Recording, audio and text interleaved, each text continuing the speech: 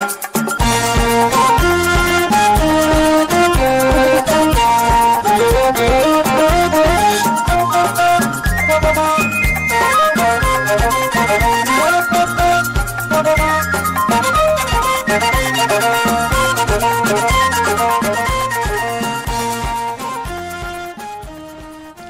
and welcome. This is Amhara Media Corporation and you are watching our Tuesday update live from Bahar Dar, Ethiopia, and I am Fikrat Sodu. Stay with us. Foreign Relations and Peace Affairs Standing Committee of the House of People's Representatives held discussions with delegation of UK Parliament members with a view to strengthen parliamentary relations. Let's get more from Moeda Muluye.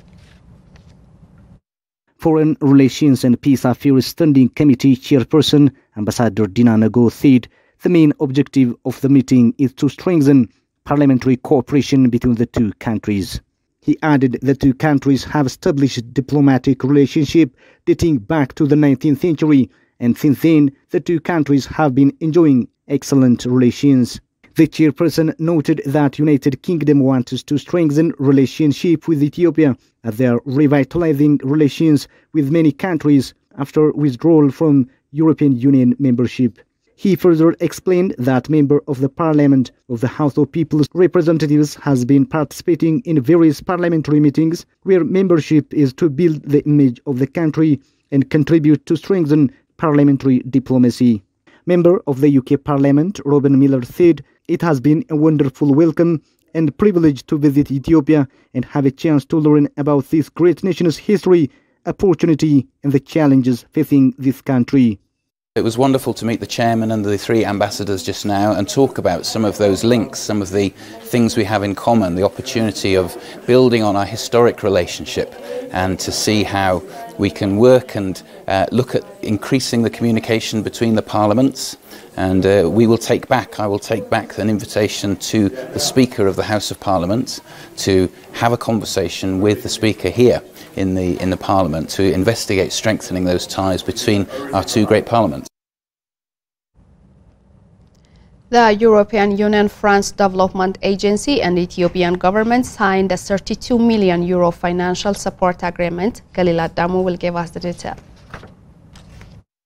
The financing agreement was signed by Samarita Soaso, State Minister of Finance, Valre Tahiho, France Development Agency Director in Ethiopia, and Stephen Locke, Head of Cooperation at the European Union Delegation to Ethiopia. The financing agreement is intended to the project Food Security and Agriculture Rehabilitation Measures in conflict-affected regions of Ethiopia, which is funded with €18 million by France Development Agency and €14 million by the European Union. The project will be implemented by the Ethiopian Institute of Agricultural Transformation in northern Ethiopia, especially in the areas affected by the conflict in Tigray, Amhara, and Afar regions, providing farmers with the necessary resources to restart production and rehabilitate the service infrastructure in order to avoid an unprecedented crisis. The financing is also aimed at addressing the most urgent needs by reviving agricultural production in these areas and strengthening food self-sufficiency in Ethiopia. In the first phase, improved seeds will be provided, cereals, legumes and vegetables, as well as an improved breed of poultry, selected small ruminants, horticultural seeds and irrigation pumps that will benefit at least 533,000 households. The former Sudanese Minister of Irrigation, Othman Al-Tom Hamad, noted that Ethiopia's Grand Renaissance Dam benefits the riparian countries in controlling siltation, reducing flooding and preserving their dams. Let's get more from the report. He said it is considered a safety valve in times of continuous drought, among other benefits. In an exclusive interview he had with Ethiopian news agency, the former minister called for regional cooperation with respect to the dam and not focus on the Grand Ethiopian Renaissance Dam only, but in collective participation in development projects. He added, countries need to think broadly, not confine themselves to the Grand Ethiopian Renaissance Dam. We need the political will of countries to work with each other and adhere to initial things on which to build joint projects and to achieve economic, social and environmental integration. According to Hamad, the dam is an integrated project that connects the countries of the region and provides electric energy to neighboring countries like Sudan and Kenya. Cooperating for mutual benefit is therefore essential. يزيد كمية المياه الواصلة لمصر لأنه زي ما ذكرت. The storage in the dam has no effect on climate, and the storage in the Al-Sad Al-Ali Dam in Egypt, in comparison, holds almost double of the storage of the Ger. The Renaissance Dam does not reduce the amount of water reaching Egypt. On the contrary, it increases the water reaching Egypt. The high dam can operate at lower levels and thus reduce the current amount of evaporation, which reaches 10 to 8 billion cubic meters from the present 14 billion cubic meters. As a water expert, Hamad urged the three countries, Ethiopia, Egypt, and Sudan, to benefit from the experiences of other countries that share the benefit of dams, such as the Manantali Dam in Mauritania that includes three countries, Senegal, Mali, and Mauritania, as well as the cooperation between South Africa and Lesotho and the existing cooperation in the Niger River. The former irrigation minister reveals that Sudan benefits a lot from the dam as it works to regulate the level of the Blue Nile River, protects it from annual floods, and works to expand the agricultural area in addition to facilitating river transport. The Renaissance Dam is built in an excellent engineering manner. Its planning, design and implementation as well. We can preserve it through optimal operation, through monitoring. Furthermore, the former irrigation minister suggested the carrying out of other regional integrating projects to benefit the citizens of the region, reduce poverty, fight migration, and where countries can speak with one voice to international institutions in financing other joint projects between countries in several fields. Hamad finally expressed his hope that a satisfactory agreement will be reached through the tripartite negotiations in the interest of all. Acting Executive Secretary of Economic Commission for Africa, Antonio Pedro, said that Ethiopia's homegrown economy reform could serve as an example for the other African countries. Modamoloye. Economic reform is aimed at transforming Ethiopia from a largely agrarian, low-income country to an industrialized, lower-middle-income country by 2030. The acting executive secretary, Antonio Pedro, told Ethiopian news agency that these experiences are very important to improve the capacity of all Africa to respond to crisis and move forward with the African Continental Free Trade Area, enhancing the process of economic transformation of the continent. Pedro stated that Ethiopia is successfully pursuing the reform that they are confident the government will be able to implement despite the challenges the whole of Africa has been facing due to the crisis. He also revealed that the Commission has been working with the Ministry of Finance in areas like reforming the country's tax system, modernizing and expanding tax base. Pedro added Ethiopia is among the countries that are undertaking reforms of the tax systems to increase the tax base and accelerate development. The acting executive secretary further stressed that Economic Commission for Africa also collaborates with the government of Ethiopia in areas that could lead to make the country a great power in agribusiness. He added equipping the country with important infrastructure and industrial parks will also contribute to the economic development of the nation that moves fast. Finance Minister Ahmed Shide on his part told Ethiopian news agency that inflation is affecting the country's economy despite the resilience and growth witnessed in the country over the past few challenging years. In order to solve these and other problems, the minister said the government will continue to implement the second homegrown economic reform and facilitate reconstruction efforts, narrow macroeconomic gaps, and increase private sector participation in the economy. The first homegrown economic reform introduced in 2018 has proved effective to deter internal and external economic challenges. Therefore, the government is working on additional economic reform plan that will help to control inflation, improve foreign currency availability and administration, enhance domestic resources mobilization, and increase local and foreign investment. According to Agriculture State Minister Fikru Ragasa, the consultative group on international agricultural research, game-changing research solutions, have been improving millions of livelihoods across Ethiopia. We have Ababa Brahane for the detail. Speaking at the launching of one consultative group on international agricultural research in Ethiopia, an integrated approach for the 11 international research centers Ethiopia hosts, the state minister said the government of Ethiopia recognizes consultative group on international agricultural research's role in transforming millions of households in the country. He added, as the host of consultative group on international agricultural research centers here in Addis Ababa, Ethiopia has hugely benefited from agricultural researches undertaken by consultative group on international agricultural research. According to Fikru, CGIAR-related agricultural innovations between 1999 and 2019 alone have reached up to 79% of rural households in Ethiopia. Irweth learned there have been at least 52 different innovations related to animal agriculture, crop germplasm improvement and natural resource management. Some 26 instances of policy influence have also been contributed to consultative group on international agricultural research during this time.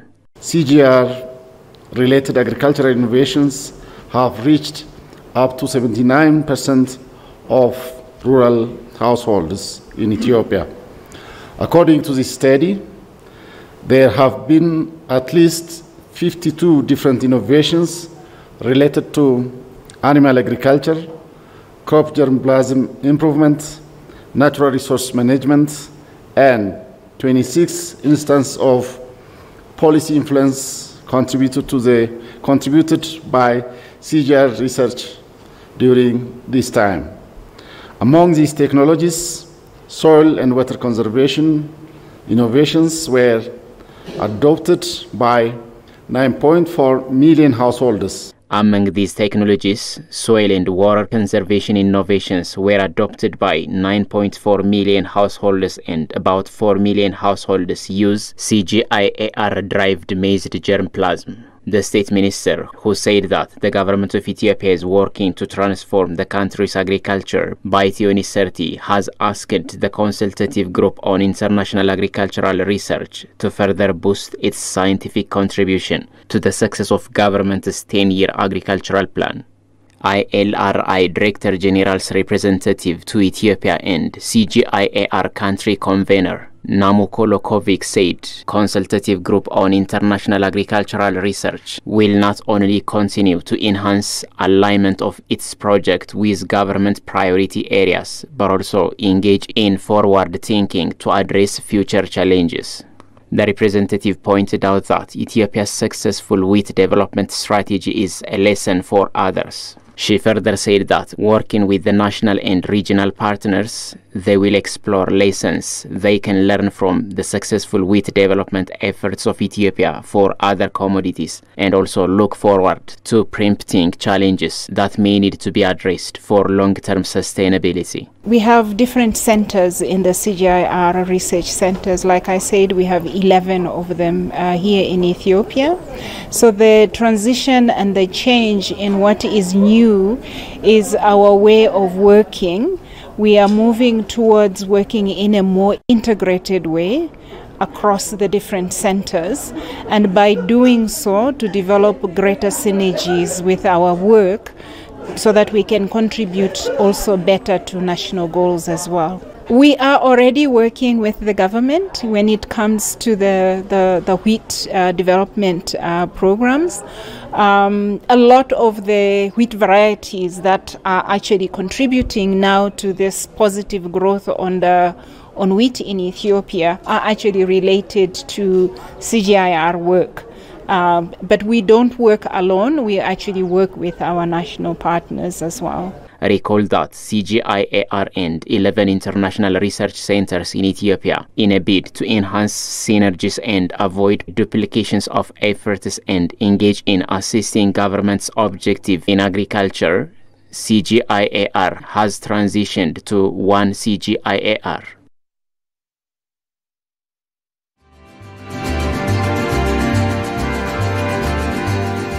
The biodiversity of the lake is being threatened by many things, including water hyacinth. That buffer zone has to be just created. There are different kinds of biodiversities found inside the lake, including fish. Therefore, what kind of activity is being performed? We have to just establish, a local research center. It's not only the mandate of Bahar Dar University to do this. Obviously. As a region, there are many stakeholders. I cannot say that we have done this, but there is a trial. We have Lake Tana, the second largest lake in Africa. And also we have other many rivers. Even Abai, the longest river in the world, it began from Ethiopia. Exactly. The water, the land is okay. It is good, but the policy, it does not allow. For example, if you wanted to invest. Still, the fish farming in Amhara region, including Lake Tana, is being practiced traditionally. We have to invite investors to just engage into the sector.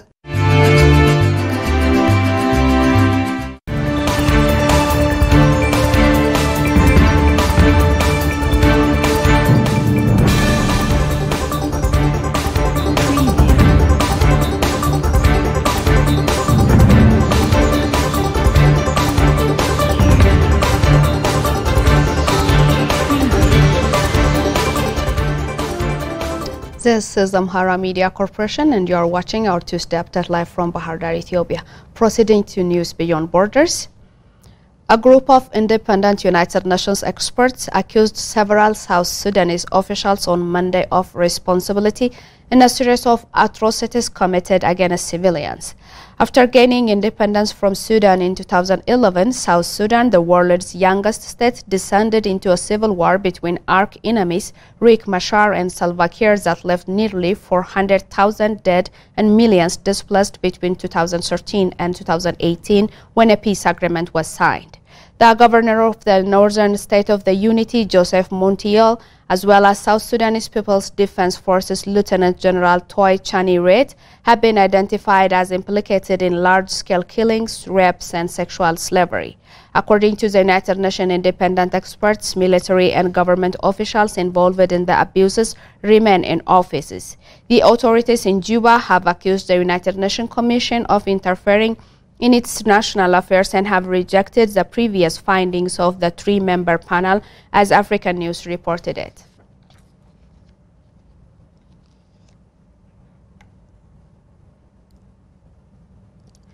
East African regional forces have announced that they are now in control of Bunagana, a strategic town in Eastern Democratic Republic of Congo, previously held by M23 rebels for more than 9 months. The spokesman for the Ugandan contingent of the regional force, Captain Kato Ahmad Hassan, confirmed that the M23 rebels had been cooperative during the transition process. The rebels' departure from Bunagana has been a key demand during several rounds of mediation efforts on the crisis in eastern Congo, where more than 120 armed groups have been fighting for land, power, and resources, and some to protect their communities. Ugandan troops, which are part of the Eastern African Community Regional Force in eastern Congo, will now try to bring about M23's sequenced withdrawal from other areas under rebel control, including Kiwanja and Mabagna, African News reported it.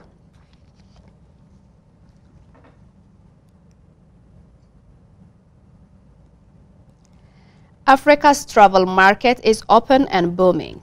This is a sentiment expressed by estimated 600 exhibitors at this year's World Travel Market, Africa's in Cape Town, South Africa. This after the industry sustained serious damage due to COVID-19. For Africa News Report, we have Ababa Brhane. Director of Reed Exhibition Africa, Carol Weaving, said the meeting saw a 35% increase compared to last year. This year we have 577 exhibitors, which is a 35% growth. And what's really exciting, we are the only inbound and outbound show on the African continent. And it just goes to show a lot of intra-Africa trade that's happening. But internationally, you can see we have, the Indian Ocean islands here, Mauritius, Maldives, Seychelles, Reunion, Madagascar. One of the hot topics on Africa's growth is intra-Africa trade. For travel and tourism, destinations like Seychelles believes that it will act a catalyst to wider growth for expanding the country's popularity. The new approach, I would say, which our Minister of Tourism continued to talk very often about, is to introduce our cultural activities in Seychelles, cultural program, to bring it more in the forefront, introduce a lot of our cultural activities. In other words, we have a story to tell the visitors about our food, our music, us as a people, and everything else, rather than just being an exotic island destination. Meanwhile, Zimbabwe, a destination known for diverse attractions like Victoria Falls, predicts that by 2025, their tourism sector will reach a $5 billion growth mark. Jeffrey Maniwa is the Zimbabwe Tourism Authority Executive Director, International Marketing. Our projection under our National Tourism Recovery Growth Strategy is to reach a USD 5 billion tourism economy by 2025. The United Nations World Tourism Organization latest data shows that more than 900 million tourists traveled internationally in 2022. These businesses behind are some of the foot soldiers behind the promotion of the continent and driving growth to Africa's travel and tourism market.